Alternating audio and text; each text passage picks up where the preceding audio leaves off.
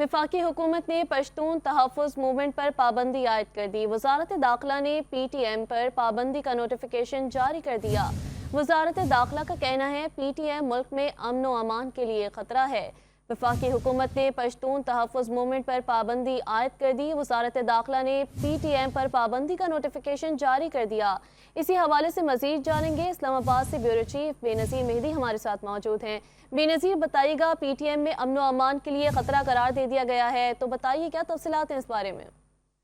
जी बिल्कुल, आज ही की तारीख में एक नोटिफिकेशन जारी किया गया है वज़ारत दाखिला की जानिब से, और उमर हयात चट्टा जो कि सेशन ऑफिसर हैं उनके सिग्नेचर से ये नोटिफिकेशन जारी हुआ है।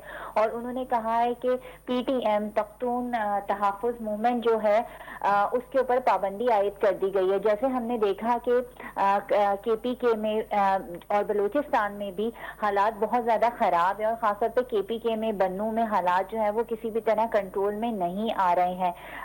और वहाँ पे कुछ इस तरह की भी इंफॉर्मेशन थी कि ये रियासत के खिलाफ लोगों को उकसाने में ये जो PTM थी ये मुलव्विस थी। तो इस चीज़ के लिए जो इसकी जो बैकग्राउंड वर्किंग थी, होमवर्क था, वो काफ़ी दिन से किया जा रहा था। ताहम आज जो है वो इनके खिलाफ जो एक फाइल तैयार की जा रही थी, उसकी बेस पर आज वज़ारत दाखिला की जानिब से PTM पर पाबंदी आयद कर दी गई है।